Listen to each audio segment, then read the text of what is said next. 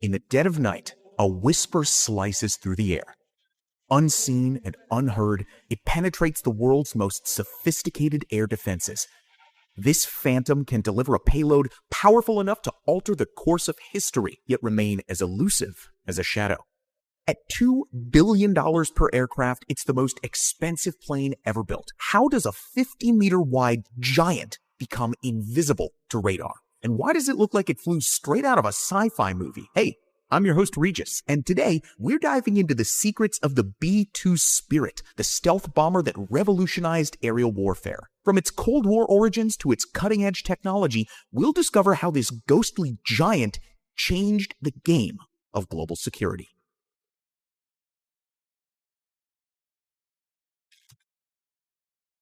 The year is 1975. The Cold War is at its frostiest, and the game of nuclear chess between the United States and the Soviet Union is reaching a critical point. Picture this: squadrons of massive B-52 bombers poised on alert at strategic air bases, each loaded with enough firepower to level entire cities.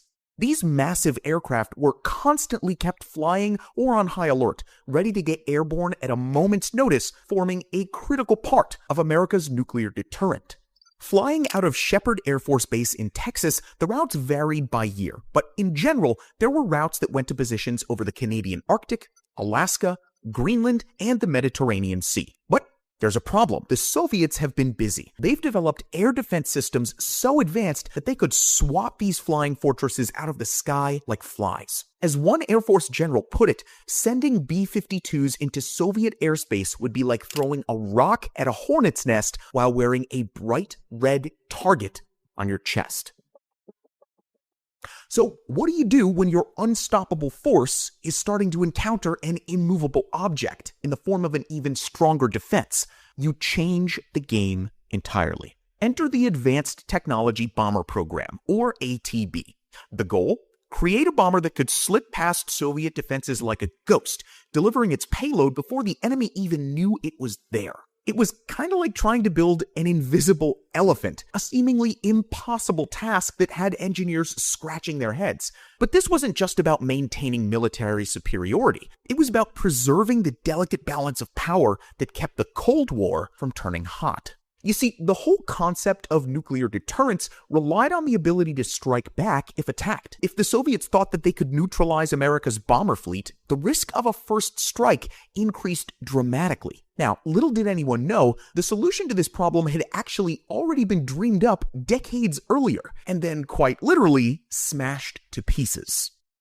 Let's rewind the clock back to 1946. World War II has just ended, and while most of America is focused on building cars and suburban houses, one man is obsessed with a different kind of construction. His name? Jack Northrop, and his vision? The flying wing. Imagine an aircraft that's all wing. No fuselage, no tail, just one sweeping aerodynamic shape. It looked like something out of a sci-fi magazine, but Northrop was convinced it was the future of aviation. In 1947, Northrop's dream actually took flight in the form of the YB-49, a massive jet-powered flying wing with a 50-meter wingspan. It was very ahead of its time, but there was a problem. Without modern computers to help control it, the YB-49 was about as stable as a unicycle on a tightrope. The Air Force wasn't impressed, and in a decision that must have felt like a gut punch to Northrop, they ordered all YB-49s destroyed in 1949. Yeah, you heard me right. These flying wings were all destroyed, which gives you an insight into the aggressive research and development approach of the United States Department of Defense. But here's where things get interesting. Let's fast forward again back to 1978. The Air Force initiates the ATB program, looking for a bomber that can penetrate the most heavily defended airspace undetected. And who wins the contract? Well, none other than Northrop Corporation. It's like the flying wing rose from the ashes, ready for its second act. This time, armed with decades of technological advancement and a blank check from the US government, Northrop was poised to turn the impossible into reality. But how exactly do you make a 100-ton aircraft with a wingspan that's as wide as a football field invisible to radar? Well, that's where things get really interesting.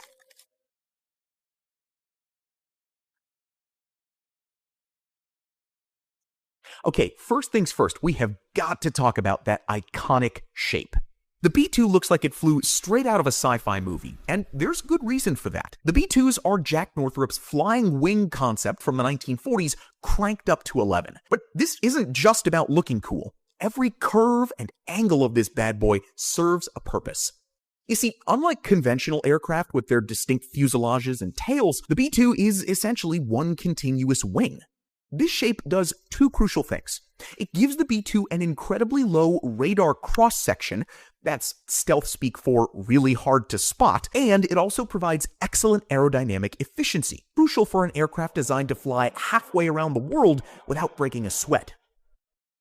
Now, let's zoom in on the B-2's materials that give it its stealth capabilities.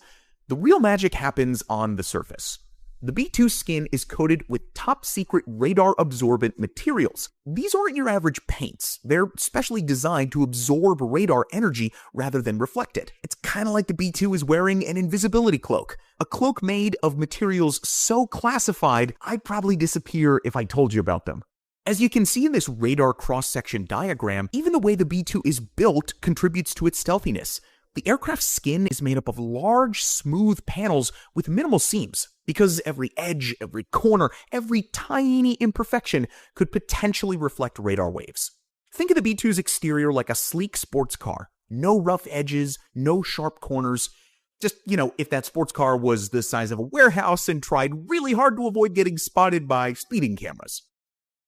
Anyway, here's where things get really tricky. As we already mentioned, flying wings are not very stable. Without a tail, they tend to yaw and pitch, which basically means they just kind of tilt to the sides. To solve this, the B-2 used a fly-by-wire system, which is so advanced that it's the literal definition of top secret. This computer-controlled system makes constant adjustments to the aircraft's control surfaces, keeping it stable in flight. It's so sophisticated that the B-2 can pull off maneuvers that would be unthinkable for a plane this size. Imagine you're a radar operator and suddenly your screen just goes blank. Well, that's the Spirit in action. The B-2 packs 4 General Electric F-118 GE100 turbofans, but good luck spotting them. These things are buried deep within the aircraft's body, with the intakes cleverly hidden on top of the wing. Why? Well, because nothing says, "Hey, I'm a plane," quite like a radar beam bouncing off a shiny engine fan blade.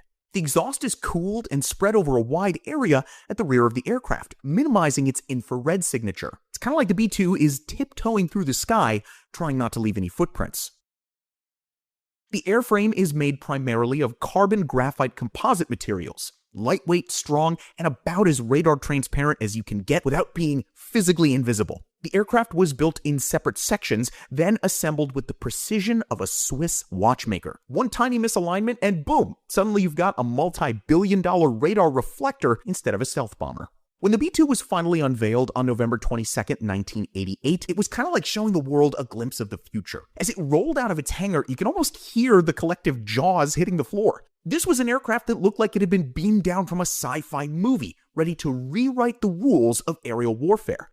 The technological array packed into this flying wonder was nothing short of awe-inspiring. With over 130 onboard computers controlling every element of the aircraft, the B-2 wasn't just ahead of its time, it was in a time of its own. It combined a variety of techniques to achieve its near invisibility. Its shape confused radar, its materials absorbed radar energy, and its electronic countermeasures jammed enemy detection systems. This graph dramatically illustrates the B-2's radar signature compared to conventional aircraft. The result? An aircraft with a radar cross-section 1,000 times smaller than that of the B-52, which on a radar screen would be kind of like trying to spot a pigeon. When the B-2 made its maiden flight on July 17, 1989, it proved that all this fancy engineering wasn't just theoretical. This thing could fly, and fly well. It was the culmination of decades of work, from Jack Northrop's early experiments to the cutting-edge technology of the 1980s. The B-2 Spirit wasn't just a new aircraft. It was a revolution in aviation, a flying testament to human ingenuity and perseverance. Now, let's talk about the capabilities and performance that this beast has. Because in addition to stealth, the B-2 Spirit is a highly capable asset, made to carry out missions deep in hostile territory. First up, let's talk everyone's favorite, payload. It can carry 20 tons of bombs. Basically, imagine squeezing 10 sedans into its belly. And we're not talking about just conventional bombs here. The B-2 is part of America's nuclear deterrent strategy. For your everyday, non-apocalyptic missions, the B-2 can carry up to 80 500-pound GPS-guided bombs. That's precision strikes on 80 different targets in one single sortie. Or if you're feeling a little bit more ambitious, let's say, it could deploy specialized weapons, like the GBU-57 Massive Ordnance Penetrator. At 15 tons, this bunker buster is basically a small building that you can drop on other buildings. Kind of like the Air Force's way of saying, we don't care how deep you dig, we can still reach you. But here's where things get really impressive. The B-2's range. On a single tank of gas, this thing can fly over 11,000 kilometers. That's like flying from New York to Moscow and still having enough fuel left to circle the Red Square a few times. And with aerial refueling, its range is basically anywhere on Earth. It's the kind of plane that can show up uninvited to a party halfway around the world and still leave before anyone notices. Now, you might be thinking, sure, it can go far, but is it fast? Well, at high altitudes, the B-2 cruises at about 901 kilometers per hour. That's not breaking any speed records, but remember, this is a bomber, not a fighter jet. It's more about the slow, silent approach than the flashy flyby. Plus, it can reach altitudes of 50,000 feet. That's almost higher than Mount Everest times 2. It's operated by a crew of 2. A pilot and a mission commander. And these folks aren't just flying. They're managing a suite of state-of-the-art avionics and mission planning systems that are so advanced they're in a league of their own. And get this, if GPS goes down, the B-2 can navigate using the stars. The B-2 can operate in all weather conditions, day or night. Its advanced radar system, which has been very controversial, allows it to perform terrain forming and terrain avoidance maneuvers automatically. But how much does it cost to have this kind of bomber in your fleet? Each B-2 costs about $2 billion per aircraft, which is more than the entire GDP of some small countries. That's billion with a B. To put that into perspective, you could buy about 5,000 average American homes for the price of one B-2. So why is it so expensive? Well, it's a perfect storm of costly factors. For starters, the technology is cutting edge. We're talking materials and systems that probably won't be declassified until our grandkids are old enough to vote. Then there's the exclusivity factor. Only 21 have ever been built. Maintenance is another budget buster. That radar-absorbing skin, well, it needs to be reapplied regularly. And let's not forget about the constant upgrades. The B-2 of today is far more advanced than the one that rolled out back in the 80s. It somehow managed to age forward, getting younger and more capable. But is it worth it?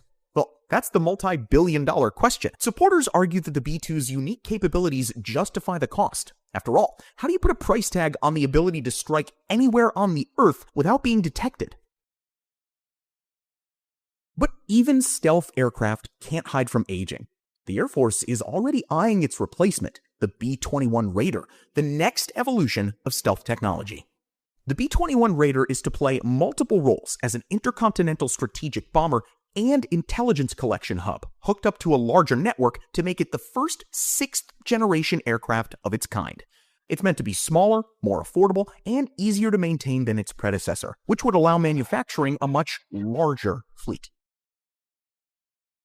So, what do you think about the B-2 bomber? And would you like to learn more about the new advanced B-21 Raider? Let us know your thoughts in the comments down below. And if you love learning about projects that push the limits of technology, make sure that you're subscribed to Megabuilds. As always, thank you so much for watching, and we'll see you in the next video.